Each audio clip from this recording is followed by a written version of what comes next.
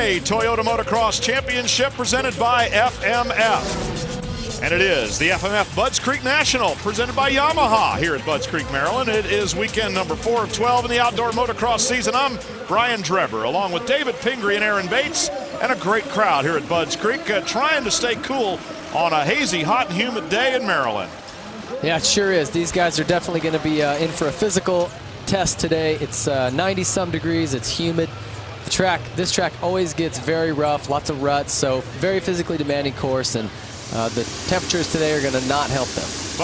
But a beautiful setting, and Jonathan Beasley and his crew, as usual, always doing a great job. Ricky Carmichael is here, and James Bubba Stewart is not. So that's part of the storyline. So who's going to step up to try to challenge RC? Well, we don't know yet. There is the temperature. And yes, indeed, at 10:30 in the morning, it is plenty warm here at BuddsCreek Motocross Park. Now, last week, we remember, it was the Carmichael and Stewart show for a while as the two put on a great battle that lasted almost throughout Moto number 1. Well, as we've seen all year, these two just put on a great show. The pace they've got going is unbelievable. The battles back and forth. There you see Ricky just feet off the pegs. That's how it's been all season long, and it's been so fun to watch. And this one, unfortunately, didn't end that well. Well, Ricky Carmichael and James Stewart going after each other to the thrill of the crowd with just unbelievable passes for the lead. And then once James Stewart got out in front, the bike seized up. That was the result. And today, the result is that James will not be here. He was sore coming into the race from the crash he had at High Point, which was even worse than that one. Here, last lap of the race, his crank snapped in half with all that centrifugal mass coming to a stop and the rear wheel. You can see it just drop the front end, and he took a punishing. So Carmichael is way atop the leaderboard here by 14 points over Chad Reed. Davey Millsaps has been inheriting podium positions and third in the championship by his own admission because of the misfortune to James Stewart. So as we take a look at Davey Millsaps and Ricky Carmichael, let's hear from Davey.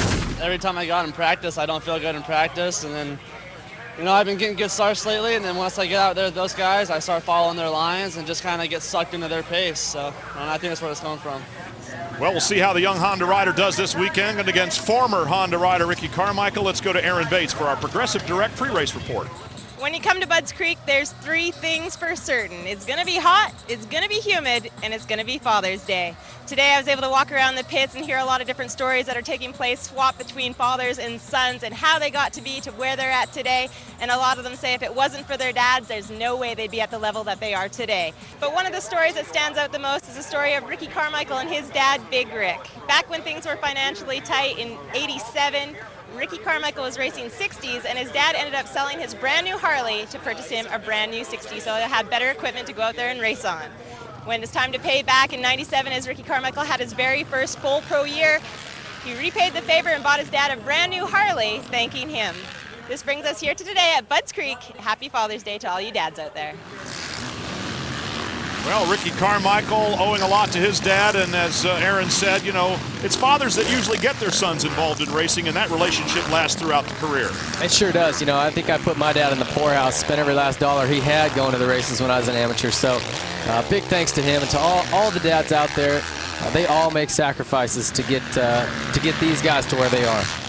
Well, dads, we might not say it to your face, but we love you, each and every one. So as we take a look here at some early laps during the course of the weekend, the practice times, Ricky Carmichael up top, Chad Reed in the number 2 spot, and Kevin Windham third on the charts. Let's hear from Chad Reed now. I'd love to get a moto win, just started that, and then obviously get an overall win. I feel I can do it. I know I can do it. It's just not happening. They set such a high pace at the beginning of the race, and I just need to learn the art of doing that. So once we get that down, I feel that I'll have a shot at it, and see what we can do from there. Well, the biggest part of winning outdoor national races is you got to have your heart into it, and that's one thing a lot of people question when it comes to Reed. Is he loves Supercross? He's amazing at it. They just don't know if his heart's into the nationals. So that's one thing he may look at trying to change if he wants to win, beat Ricky Carmichael. The track here at BuddsCreek, always a great facility. Jonathan Beasley and these guys do an amazing job. Each year they switch the direction that the track runs. This year, it's going what is typically known as backwards. And that makes the first turn real tricky, a very tight 180-degree turn. Ricky Carmichael has never lost here at BuddsCreek in the big class. And here is our starting lineup, our Honda lineup, as we take a look at everybody that's going to take the gates. And Ricky Carmichael still the man to beat. A lot of great names on this roster here. Obviously, everybody missing James Stewart from that, though. 30-second board is up. Big, wide starting gate. Very narrow turn number 1. Hole shot, of course, at issue here. So let's see who comes out of the center of the starting lineup to take the hole shot award. Sponsored by Racer X. Whoa, way around the outside. From the left side of the starting grid to the hole shot, we've got the inevitable pile up at the back of the field here. Looking real quick. No major contenders. Josh Demuth in there. Yep, Demuth, but out in front, the number 48 machine, Jeff Gibson, is our leader. Not sure if he was the one with the hole shot. In fact, the hole shot, I think, went to Barry Karsten, who's quickly back to 4th or 5th position, and Carmichael's up to 3rd. Make that 2nd as he parks it. Yeah, he's not wasting any time getting to the front, but it's good to see a couple of privateer guys, Jeff Gibson being one of them, Robbie Raynard also right there in 3rd. That's a great ride for him. He's been getting great starts this year. He hole shot at a moto at Hangtown, pumped up a little bit, but you know, this is another great start for him. And Barry Karsten, man, that guy's been riding since there was dinosaurs around, so he's still going fast. Ricky Carmichael up into 2nd position, now chasing Gibson. It took Carmichael a while to get loose from Robbie Raynard. And at the end of lap number 1, we've got a good start. Here comes Carmichael way wide around the outside. Gibson still holding on to the lead. Carmichael with a big drive jumps right by. You notice that a lot of these guys that do well at these nationals also come from places where there's a lot of humidity, a lot of heat, and they're used to riding and training in these conditions. Ricky from Tallahassee, Florida.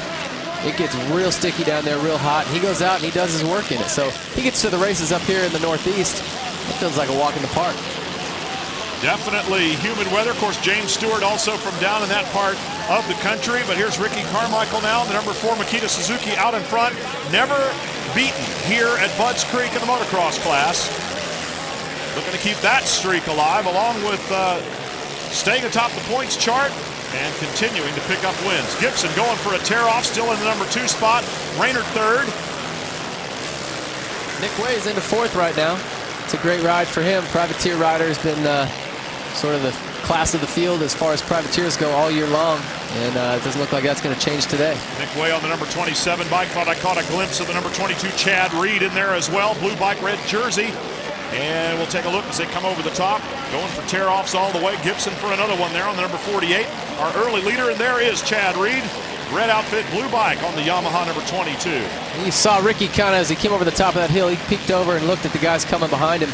He had to be looking for Reed, I would imagine. I mean, of the guys who can run his pace today, Wyndham and Reed, but probably Chad.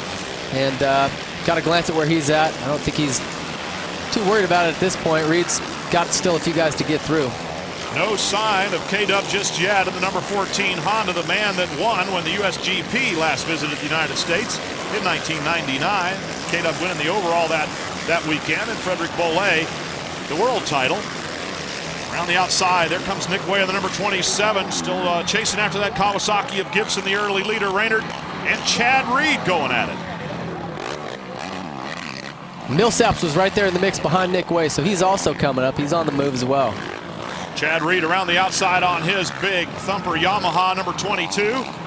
And then kind of parks it here on this downhill off-camber turn. That is a difficult-looking turn right there. That turn is so off-camber. The camera angle that we've got, it's tough to really tell, but it is so steep. You can barely walk on it when they've got any type of water down on the track. You see Renard just kind of tiptoe around the inside. Looks like he's not even trying, where a guy on the bottom in that rut is really working the turn and riding hard. And they'll come out at about the same pace just because you're going so much more distance around that bottom. But a very technical turn. Chad Reed up into 2nd position there, and pretty firmly so, as Ricky Carmichael's trying to get away. Carmichael will keep looking back. Reed's going to hope to keep him in sight. There's still a traffic jam going on back here in the spots right around the top 5. And Nick Way goes by Jeff Gibson, and he needs to just latch onto the back of Millsaps here. Millsaps has had a great pace these last few rounds. Seems like he runs out of steam a little bit at the end of particularly the second moto, but his pace is great. So if Nick can watch his lines, pick up a little bit of speed, it'll drag him towards the front as well. Also a glimpse of Travis Preston on the number 11 bike. That Honda sitting there on the tail end of this group. And it is Millsap setting the pace among these riders that are together. And Ricky Carmichael is our leader. Here's the Toyota leaderboard after just 2 laps. Toyota, proud sponsor of AMA Motocross. Toyota, moving forward. By Suzuki, lightweight, superior power, incredible handling. It's why champions choose Suzuki. And by Progressive Direct. Don't go underprotected. Get a dirt bike insurance quote at progressive.com or call 1-800-PROGRESSIVE. Well, the number 17, Robbie Reynard. And he is running in 3rd position right now behind Chad Reed. He's got company, though. Davey Millsap's on the 118 and a host of others to join him. There's that off-camber turn again, and it is tough. It's like walking a tightrope down there. This track's got a lot of up and down, a lot of elevation changes. It's very, very technical. You got to really focus on weighting your outside peg and just having a good feel for what your tires are doing, because particularly when they throw a little bit of water down, it can get very slick at times. So Millsap's on the 118 around the outside now. They're side by side. It's a drag race uphill and over the top. And with the jump, it is Davey Millsaps takes the spot away from the number 17 Honda. Got a little intra-squad rivalry going here. At least 2 Hondas going after one another. You got to wonder what's happening with K-Dub's starts. He hasn't been up at the front off a start all year, I don't think. And he's certainly got the speed to run towards the front. He's even gotten a podium, but it just seems like he's always coming from the back here lately. So I don't know what's going on there. Notably absent among the Hondas in the lead, or out in the among the front bunch here, is the number 14, Kevin Windham.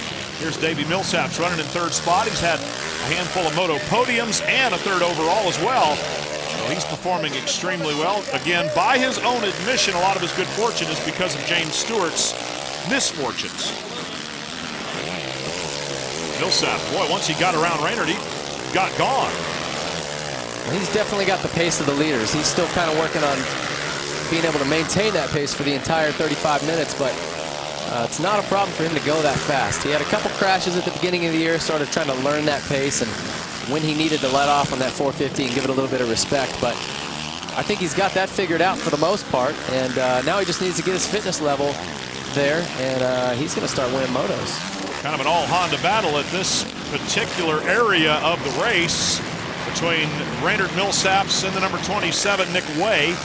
They're all battling for 4th position. Well, Reynard and Nick Way battling for 4th position. Millsaps is left and is 3rd behind Chad Reed, who's 2nd behind Ricky Carmichael, who's 1st. You saw those deep ruts coming up to Henry Hill right there. That's actually what did Doug Henry in back in 1995.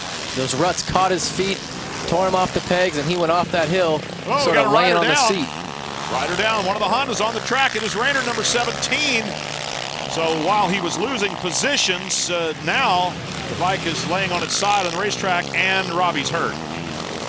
Robbie's had a lot of problems with his shoulders over the years, and it kind of looks like that's what he's moving around. So may have just dropped onto it and sort of punched it out of place a little bit. Now short of breath and sitting down. Now Ricky Carmichael, the leader, out in front on the Makita Suzuki number 4. He is the points leader, the defending champion, undefeated here at BuddsCreek. And what more do you have to say about Ricky Carmichael that hasn't been said already? Well, he's the GOAT. You know, one thing about him, some of these races we go to, they may never get a chance to see Ricky again. He may not come back to their track because he's only going to do a partial schedule in 2007. But like you've mentioned, he's been undefeated here at BuddsCreek. Seems like he really enjoys this track, so I imagine next year this will be one of the stops he makes. And we'll please explain the term GOAT stands for greatest of all time, and he's certainly a candidate for that nomination, along with some of the greats that have come before him. Come on back. Here's our Toyota leaderboard.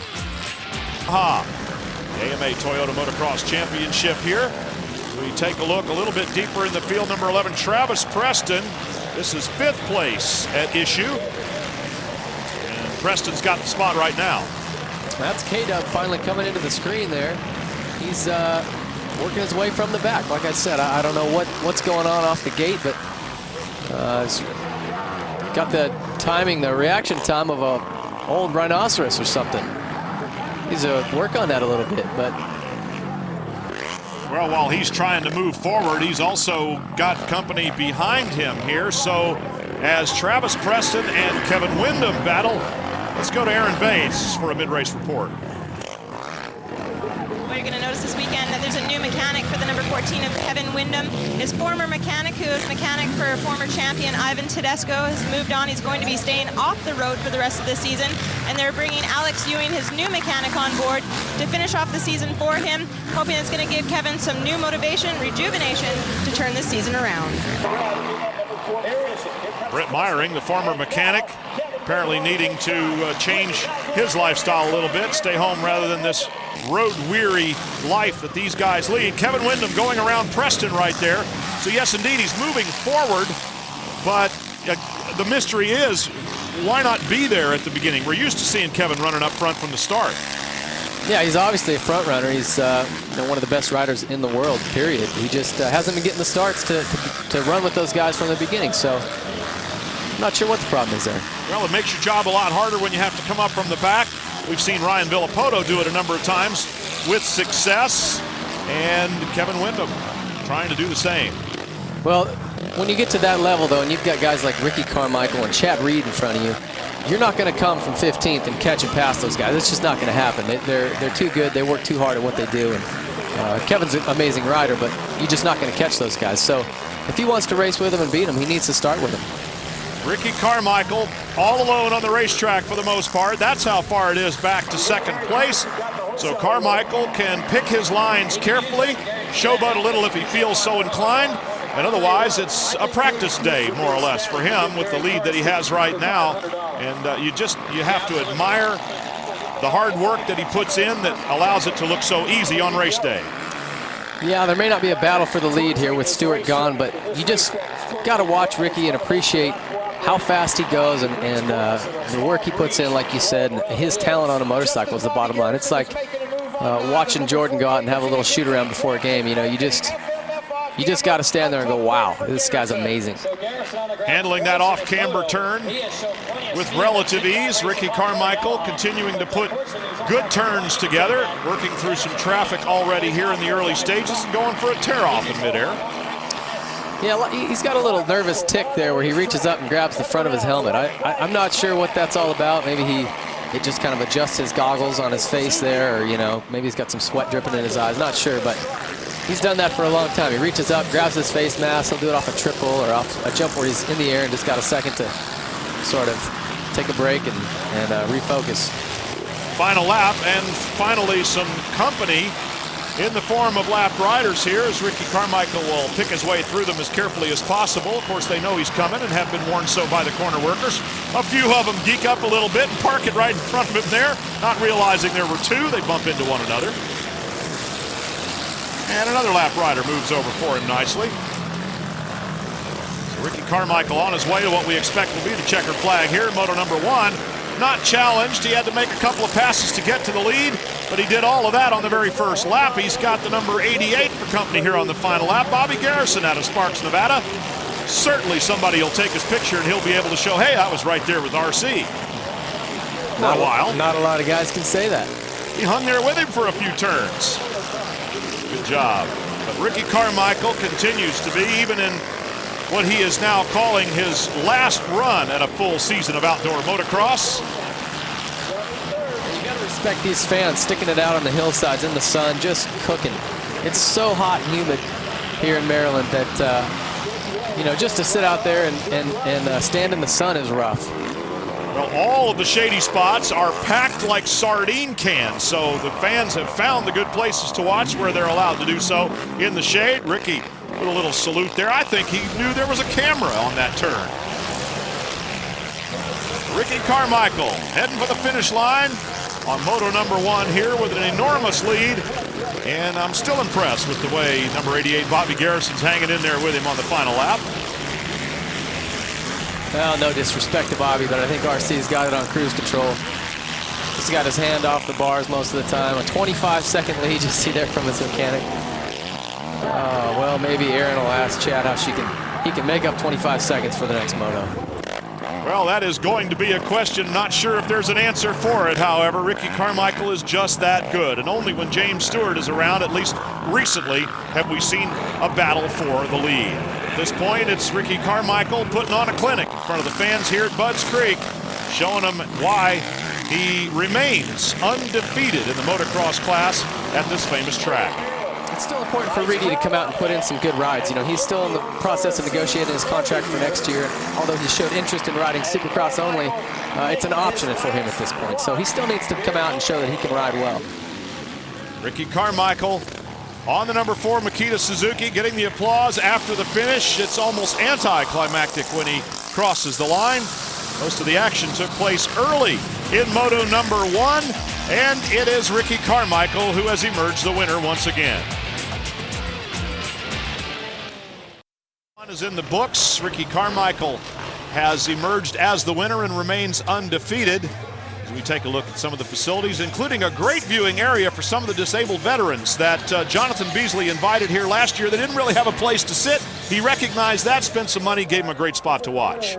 Yeah, he's always a great ambassador for the sport, doing wonderful things for spectators, fans, racers, the sport itself. So it's always great to go back to his course. He does a great job back there. Our Suzuki motocross results there, looking at all of them. And let's hear from Chad Reed, runner-up.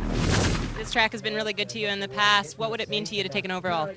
Oh, it'd be huge. It'd be, man, I've never had one in outdoors. I've had a moto win, always at Ricky's cost. But, man, I'd love to go out there and earn it, you know, just put some good laps together. So, man, he's a good guy and a good rider and keeps me motivated. Glad we got him out here. Good luck in your second moto. Our Racer X Hole Shot Award goes to number 84, Barry Carson. Wow. It's hot, man, and quite a different temperature from last weekend. But Chad's riding good this weekend. You know, he rides this track really good in the years past. He's been really good here, too. So we got our work cut out for us, the second moto, and, you know, just hopefully James for a speedy recovery. And I definitely have to say Happy Father's Day to all the fathers, and especially mine. Hey, you got to turn around and give a little show for us here for the dads on the back of his pants, representing for Father's Day. Nobody does more to protect your right to ride than the American Motorcyclist Association. Every racer on the track's an AMA member, so how about you? Well, you can call 1-800-AMA-JOIN or visit AMADirectLink.com. The AMA writes, riding, and the best part, racing. Very special Between the Motos this week. Represented us at the race this year in the building. Well, thank you very much. Team USA.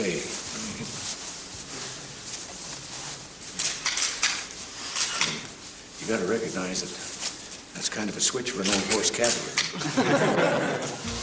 Last week, a big announcement came out of Italy, news that American motocross fans have been waiting since Ronald Reagan was president to hear. The Motocross to Nations is coming back to the U.S. in 2007. After the debacle in 2002 at Competition Park that led to the postponement of the race and Team USA's eventual withdrawal that year, the American motocross community has been diligently working to bring it back, especially people like Suzuki's Roger DeCoster and promoter Jonathan Beasley, who will host the event at his BuddsCreek Motocross Park in September 2007. Well, it's good, you know, it's time that we get it back here. It's been a long time, and it's good for the American fans to be able to see the nation and to see all the riders from the other countries. It's been sort of a dream since Unadilla in 1987. That was the first one I'd seen, and been, you know, working to get there. We ran GPs when GPs got cost prohibitive, and it's been a pretty cool run, and I'm excited. The FIM, they want to send it to the US, but there's not so many takers, you know, there's not so many promoters that are interested in doing it because it's an event that is very expensive to do, and in the US it's hard to get more people than for a national, and so you need a promoter like Jonathan that is a real enthusiast, that, you know, he's not worried so much about making money on the event, but he just wants to do it because he is an enthusiast. It is a big gamble, and it's just, you know, it was something that, you know, my whole life I wanted to grow up and have a Grand Prix when I first started riding, you know, there would be 30,000 people at a USGP and 3,000 people at an AMA National, and so Roger DeCoster is the one who learned it all for me. I used to love watching the Trans Ams and the Europeans, so I was always more geared towards that, you know, arena than the U.S. arena. But our guys have come so far since the 70s that now really U.S. fans, I hope, will be, you know, amenable to coming to see something like this. It's a part of history, and you know, they'll actually be able to experience it. This is the top check mark off my list of things to do in life. It is. Well, that's exciting news that the Nations is coming here to the States, but I got to tell you, I don't think the Gipper had any idea what he was holding in his hands. Ricky Carmichael, Moto 2 coming up. A few fans sitting in the shade and enjoying a laugh here, getting ready for Moto number 2 at the FMF BuddsCreek National presented by Yamaha. Let's go to Aaron Bates for another Progressive pre-race report. Well, as these guys line up behind me for their second moto, you're going to notice a couple of things just by my appearance. It's hot, it's humid, and I tell you what, these guys are all complaining that this is the most demanding track on this circuit. They've all said the uphills, the downhills, the elevation changes, the soft soil dirt, the hard packed dirt, and not to mention all the rest of this heat that's coming down on top of these guys is going to be survival of the fittest for all of them. Well, it's hot, and you can see just by the shine on Aaron's forehead there that everybody's sweating, just standing around no matter what you're doing. So you're going to have to be fit to get through the second moto. The second moto is particularly tough. Well, our Honda starting lineup, pretty much the same as it was for Moto number 1. These are the start positions where all the men will take their start for that second moto. And indeed, as the day wears on and the heat and humidity take its toll, it is going to be a survival mode for a lot of the riders. But for the ones that win, it's just going to be still who's fastest. That's what counts. Here comes RC out of the hole like a shot. And I think he's going to get the whole shot award. No, I'm not sure. He might have been passed before the white line. It looked like he kind of hit the brakes and the back end swapped back on him. Someone else got it. Looks like Balby. And the number 48 again, Gibson out in front, as Jeff Gibson from Blacklick, Ohio on his number 48 machine has proven that Moto 1 was not a fluke. He's got his starts dialed. He started up front both motos, and I don't know if he actually got that whole shot, but he's leading it again right now, and there's not a lot of guys that get actual laps led at a national, and he's going to get a couple here. Side by side in the air behind Jeff Gibson. We've got a whole traffic jam. Ricky Carmichael's there in the number 4 position, and the top 5 have started to edge away just a little bit from the rest. That's good to see all the players right there. You see Reed going into the lead. Carmichael's there. Millsaps is right behind him. So we've got a battle shaping up. Gibson now back to second position as Chad Reed has taken the lead here. Ricky Carmichael third.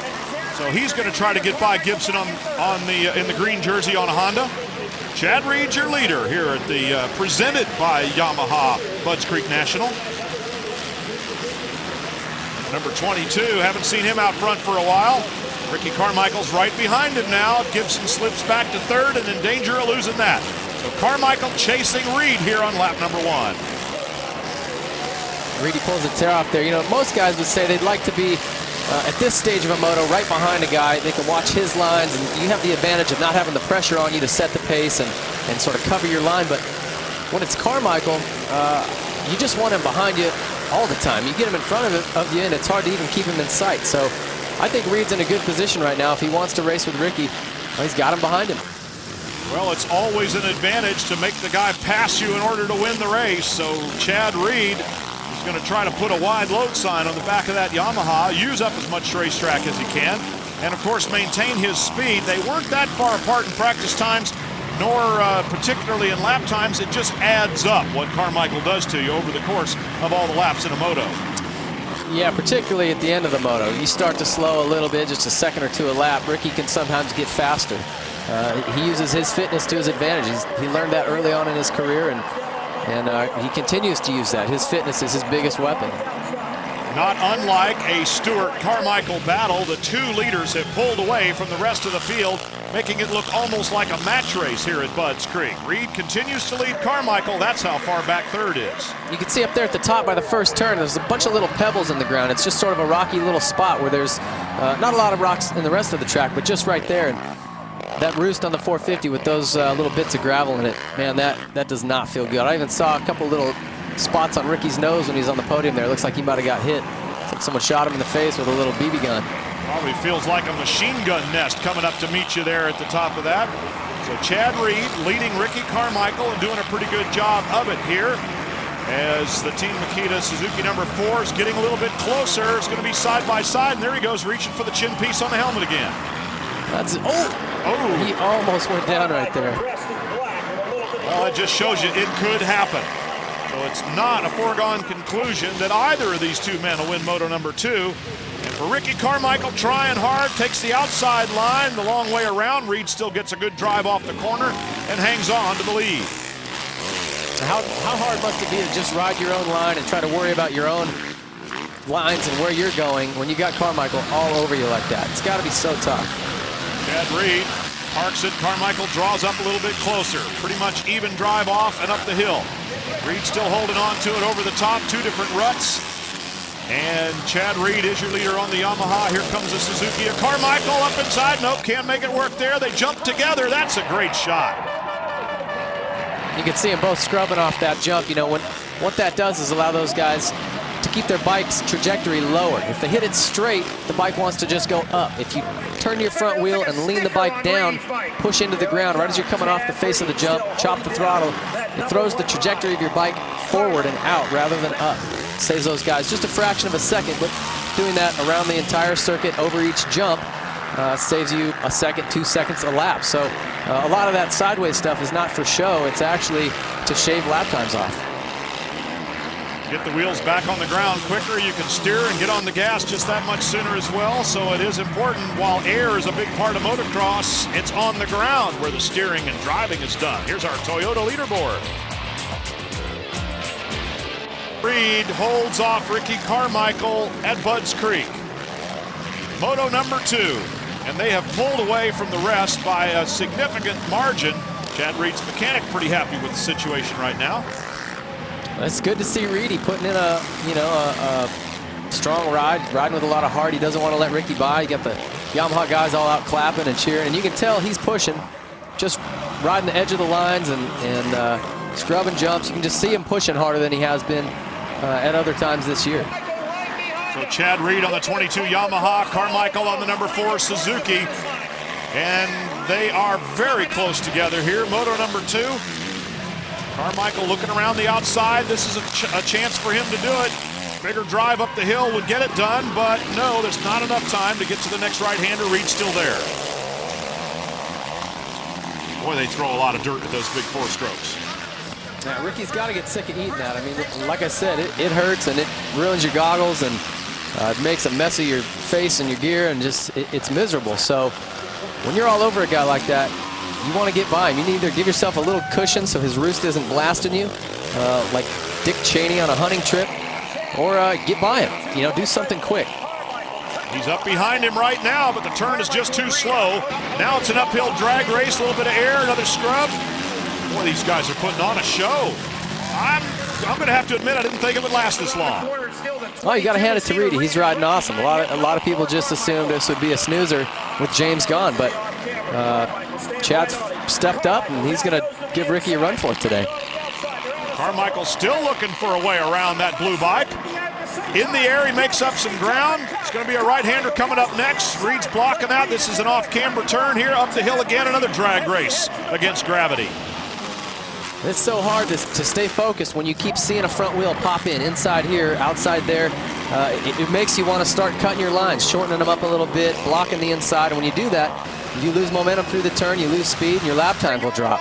And then Ricky's all over you even more. So you just can't win when you got him all over you like this. Carmichael still trying hard to stay out of the roost and make a pass. Those are two very difficult things to do at the same time. He's inside a block. Oh, that looked familiar. Wow. Bang! And Ricky Carmichael is your leader. I don't even think he had separated from Chad, and he grabbed the tear off in the gear, and he was gone. So Ricky Carmichael with a little bit of contact. Won't call it a rude move, but it was definitely forceful. And I think he wasn't being patient. He just couldn't get around Chad Reed until right then. Yeah, I think Reed was just riding that well, that there was no place else for him to make a pass, and he had a little bit of a gap. You could see Chad came into the turn a little wide, and Ricky was right there, so he took it. You can't give RC that much room. Now the question is, does Chad Reed have any fight left in him to try to bring it back? And Ricky's made a couple of mistakes this year. Went down at Hangtown, went down at Southwick. You know, if you're Reedy, you try to stick right with him, make him continue to ride a fast pace, and maybe he bobbles and goes down, you get the win. You get the overall on the day. Well, the course is getting awful torn up, and something different might present itself around the next corner here. The ruts are getting deeper, the berms are getting softer and higher, and things are definitely changing. Whoa, big air there. And Carmichael on his way. We think perhaps to another moto win, but you never know. Here at BuddsCreek or in a motocross national in general. Things can and have happened this season, mostly to James Stewart. As Carmichael leads, we're going to get another look at the pass. Yeah, Reed just goes a little wide. I mean, he didn't leave a ton of room, but he went out to that berm, and Ricky just got in, and I gave him a little bump, pushed him outside the line, and that was it. An NHL hip check, good enough to take the lead. And let's see if RC's good enough to keep it. Here's the number 11, Travis Preston. And it's still a Honda battle going on for 5th position at the moment. Kevin Windham. Kevin again working his way up from somewhere in the back. He wasn't in that lead group of 5 or 6 there at the start, and I'm not sure exactly where he gated, but it wasn't at the front. He needs to start with these guys to finish with him. So a top 5 at issue here between Travis Preston and Kevin Windham, both on Hondas. We'll watch that battle because Ricky Carmichael seems to be pulling away. Here goes K-Dub around the outside, and the long way around works as the 14 gets in front of the number 11 Travis Preston there, and that's 5th place. Now you know you got good corner speed when you can go all the way around somebody who's on the inside and make the pass. Kevin Windham gets the same big air that we saw Ricky Carmichael at that stretch of the racetrack, puts Travis Preston behind him. It's not likely that he'll be able to get another position. It's a ways forward to the next man on the ladder. Here's our Toyota leaderboard. He's got to catch Nick Way on another Honda. And by Honda, the company that defines performance in motorcycles, ATVs, personal watercraft, and scooters. Oh, the number 118 on a Honda, Davey Millsap's running in 3rd position. Behind him, it's Nick Way and Kevin Windham. Millsap's looking good to hold on for yet another podium spot. This kid's got a ton of talent. There's no denying that. He's been rewarding Honda. They were not sure about putting him in this class, and doesn't look like it was a mistake now. He's been solid for those guys. A couple crashes here and there, but I think that was expected. He's going to go through a little learning curve. Most of the crashes seem to come in the opening round, and he seems to have more or less cured that problem since then. I think he got them all out of the way at Hangtown. He crashed about a dozen times. There's the number 27. That is Nick Way. He's running in 4th spot. That is who Kevin Windham would have to catch in order to take the position. And there's a lot of room, a lot of real estate. There was anyway, but here comes K-Dub right out of the blue to run up behind Nick Way. And Kevin Windham indeed has got that come from the back thing down. And better starts, he might be up front. Well, you know, Kevin's got a little bit more speed than Nick. I don't think that's the issue here, but he comes from the back, and like I said, you just can't catch the leaders doing that. So Nick's got the fitness. He's not going to back off of Kevin this whole race. He works with Randy Lawrence just like Ryan Villapoto does, and those guys have got a very solid program. Nick's very fit, and as the top privateer in the sport, I mean, he's sort of better than a lot of the factory riders in that sense. So Nick Way trying to fight back here as Kevin Windham has taken the spot from him. Came up from behind, might have caught him by surprise just a little bit. And Davey Millsaps out of the race, down on the track, and being 10-2, which means he's not going back in this one. Yeah, it's not good. Usually if you're staying down, that means something's hurting. So hopefully he just knocked the wind out of himself or something minor. Ricky Carmichael way out in front, not challenged or even checked, not even in sight of the next bike. And this is the final lap of Ricky Carmichael out in front. Let's take another look at a replay from a bit earlier in the race.